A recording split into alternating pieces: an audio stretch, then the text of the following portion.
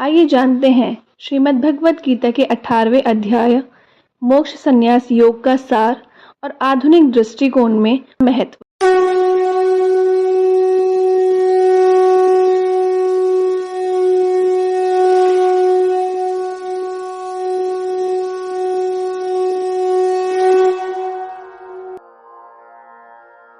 यह अध्याय न केवल धार्मिक और आध्यात्मिक जीवन के लिए महत्वपूर्ण है, बल्कि आधुनिक जीवन के संदर्भ में भी इसका गहरा महत्व है।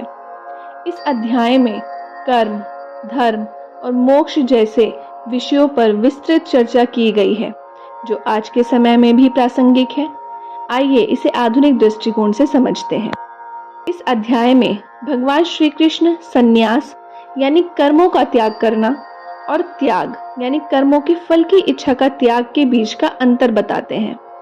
आधुनिक जीवन में यह विचार हमें सिखाता है कि कर्म से भागने के बजाय हमें अपने कर्तव्यों का पालन करना चाहिए, लेकिन बिना किसी स्वार्थ या फल की अपेक्षा के। आज के समय में जब हम किसी काम को करते हैं तो अक्सर हम उसके परिणाम के प्रति आसक्त हो जाते हैं, चाहे वो व्यापार हो, चाहे व्यक्तिगत जीवन में संतोष। श्री कृष्ण का उपदेश हमें यह समझाता है कि अगर हम अपने कार्यों को बिना फल की अपेक्षा के करते हैं तो इससे न केवल हमारी मानसिक शांति बनी रहती है, बल्कि हम अपने जीवन में संतुलन भी बना पाते हैं।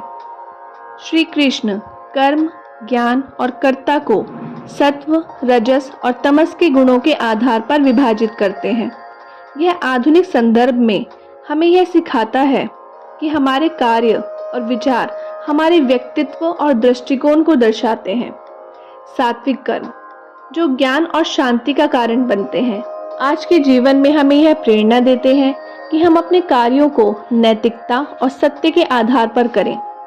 राजसिक कर्म जो इच्छाओं और अशांति का कारण बनते हैं, यह हमें चेतावनी देते हैं कि अगर हम केवल अपने स्वार्थ और महत्वाकांक्षाओं के लिए काम करेंगे तो हम मानसिक तनाव और अशांति में फंसे रहेंगे। तामसिक कर्म जो अज्ञान और आलस्य का परिणाम है, यह हमें बताते हैं कि हमें अपने जीवन में आलस्य और अज्ञान से बचना चाहिए। श्री कृष्ण द्वारा स्वधर्म का पालन करने का उपदेश दिया गया है। स्वधर्म का अर्थ है अपने कर्तव्यों और जिम्मेदारियों का पालन करना, चाहे वे कितने भी कठिन क्यों ना हो।